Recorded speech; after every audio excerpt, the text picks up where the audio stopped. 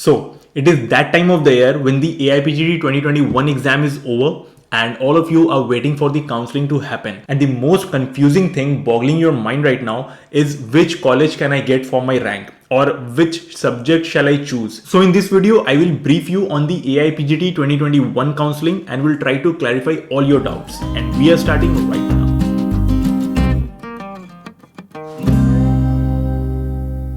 Hello everyone, my name is Dr. Taha Khan. Welcome to my YouTube channel where I share with you clinic and exam related productivity tips and strategies. If this is your first time here, start now by subscribing and hit the bell icon so that you don't miss anything. Firstly, congratulations to all of you who have gotten good marks in the AIPGT exam and are going for the counseling. As per the latest notification, the counseling is gonna begin from the 17th of January, or at least the process is gonna begin from 17th. So the first query is, how many rounds of counseling do I have?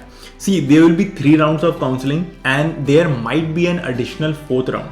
The first round, the second round, the mop-up round and the final stray vacancy round. In the first round, you will need to register yourself at this website, which is www.aaccc.gov.in.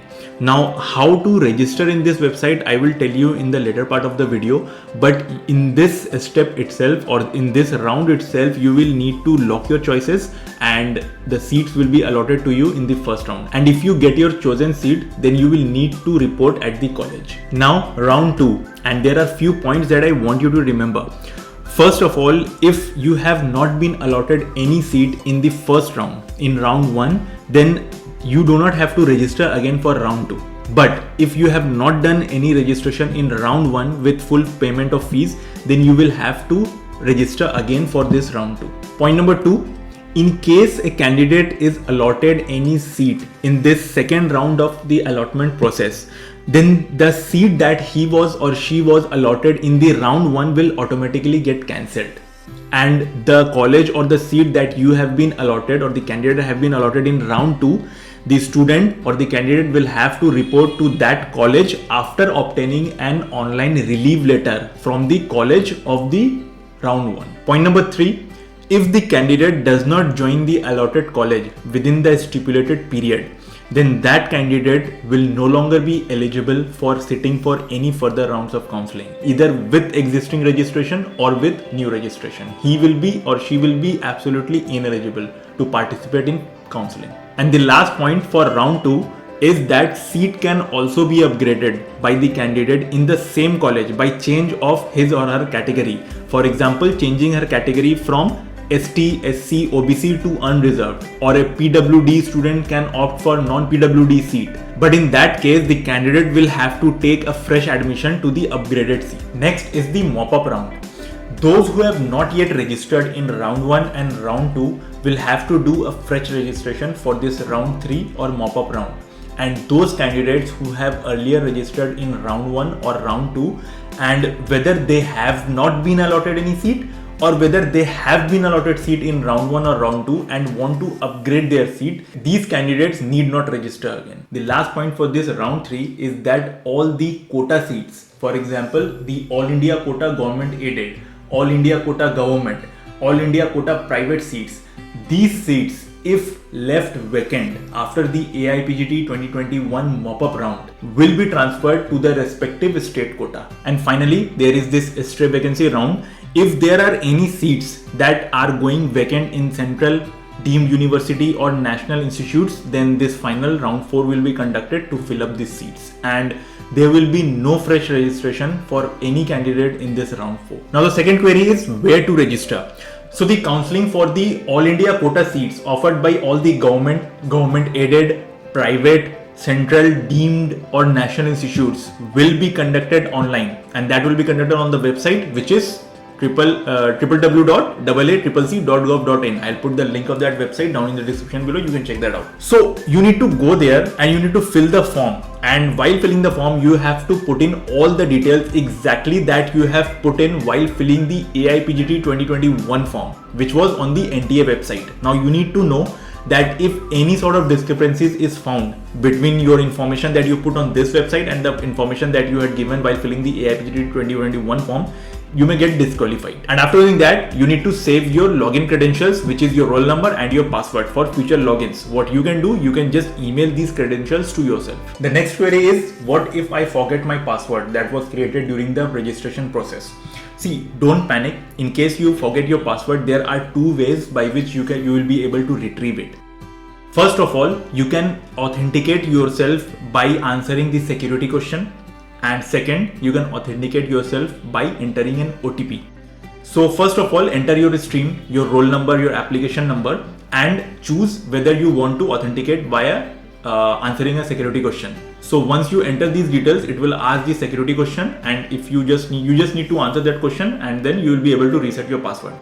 And second, if you have chosen to authenticate via OTP, then of course you will be receiving an OTP on your registered mobile number, and using that code you will be able to reset your password. The next query is, what is the registration fee? So this application process requires a non-refundable registration fee. In case of All India Quota Government or Government Aided Central and National Institute, the registration fee is 2000 for unreserved and for OBC candidates, and it is for SC, ST and PWD, which is person with disability, the fee is 1000. While deemed university and All India Quota Private mandates 5000 for all. Now, along with this registration fee, there is a security deposit that also you need to submit, and this is refundable.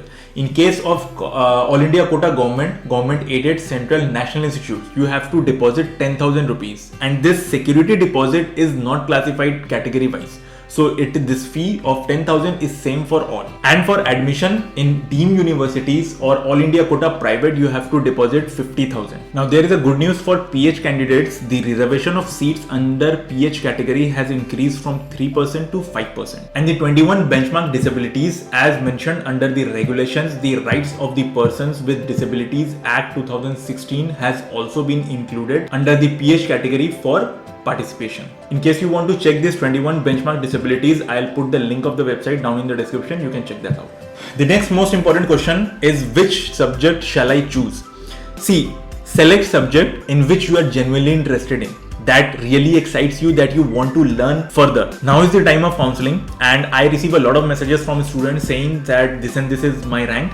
So will I get, or shall I go for this college?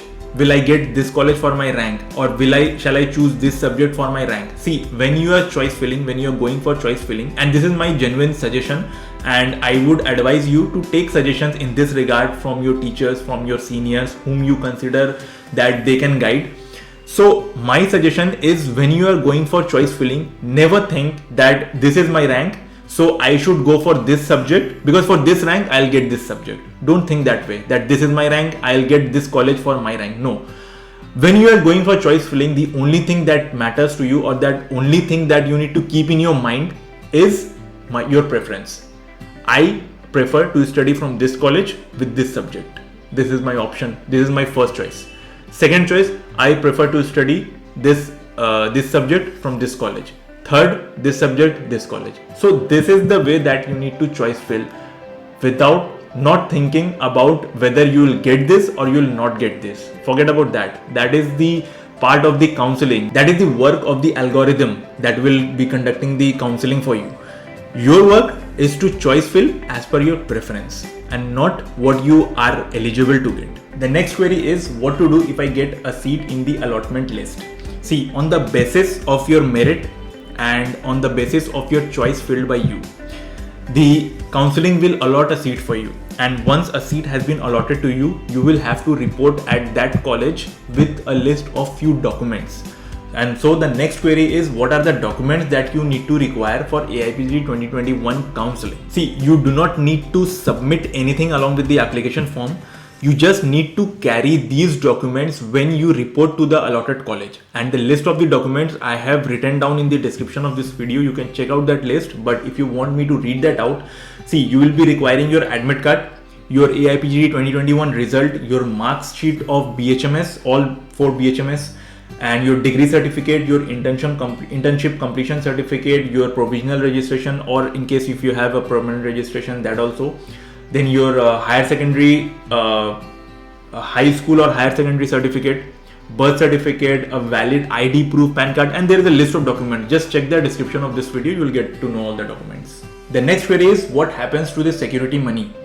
Note that the security fee will be forfeited if you have been allotted a seat in the third or the mop-up round and you have been upgraded a seat and you have not taken admission at the college. It is mandatory for the candidate to take admission in their upgraded seat if they have been allotted so from round 1 and round 2 allotted seat. And such candidate, if they do not join their upgraded seat, then first of all, they are ineligible for any further rounds of counseling, and second of all their deposit money will be forfeited. Also, the security money will be forfeited in case a candidate gives wrong information at the time of registration, based on which the candidate is allotted a seat, and later on it is cancelled by the admission authority at the time of reporting. The security fee will only be refunded when all the rounds of counseling are completed, and the fee will be refunded to the same account from where the payment was made. So it is advisable not to close that bank account from where the payment was made. The next query is which college is better, government or private? See, there are around 47 MD colleges all over India, out of which 52% are private colleges and 39% are government colleges, and the rest are public-private. In my views, both the type of colleges are good, and I would recommend you to go for reputed colleges by discussing with the PG students of those colleges so that you get to know the ground reality, and also go for colleges which has good faculty, because that way you will be able to learn a lot of things. And also select colleges which has good IPD and OPD, because otherwise PG will become a mere theoretical exercise and a waste of time. If you are selecting a private college, then there are two things that I want you to keep in mind. First of all, select a private college that is near to your home so that you don't have to pay a lot of hefty fee for hostel, and also you don't need to travel a lot. Suppose if you are going for private college in some other state, then you will have to travel a lot. So save yourself from that. Secondly, what you can do is, if the private college is near to your home, you can also run a clinic in the evening after the college hours to enhance your clinical experience in case the private college doesn't has a lot of patient footfalls. Next query is what is the stipend? See, different colleges have different stipend, and there are no stipend in private colleges, and also for the government quota seats in private colleges there are no stipend. Few colleges along with the stipend that I have noted: Nehru Homoeopathic Medical College, Delhi, first year around 86,000 and second year onwards it is above or around 1 lakh. Uttar Pradesh around 73,000 per month. NIH, which is around 51,000. Madhya Pradesh mein 41, 42, 43 means first, second, third year. In West Bengal, it is in the first year it is around 44, then 47 and then 51. In Andhra, 35, 37, 39, and in Kerala around 30,000. The next query is what is the average fee of colleges? So I have prepared this elaborate list and I have tried to be as elaborate as possible. I'll put this entire list of colleges along with their stipend as much as I was able to procure it. So I'll put this entire list in the description. So there are nearly 10% of colleges which have an annual fee of less than 1 lakh, and some of these colleges are Nehru Homoeopathic Medical College, which is in Delhi, Government Homeopathic Medical College, Kozhikode, Abhin Chandra Homeopathic Medical College and Hospital, Bhubaneswar. About 19% of colleges have annual fees between 1 to 2 lakhs, and some of these colleges are Homeopathic Medical College, Bharati Vidyapith in Pune, Anand Homeopathic Medical College and Research Institute, and Kaka Saheb Pharmacy College and Homeopathic Medical College, Nagpur.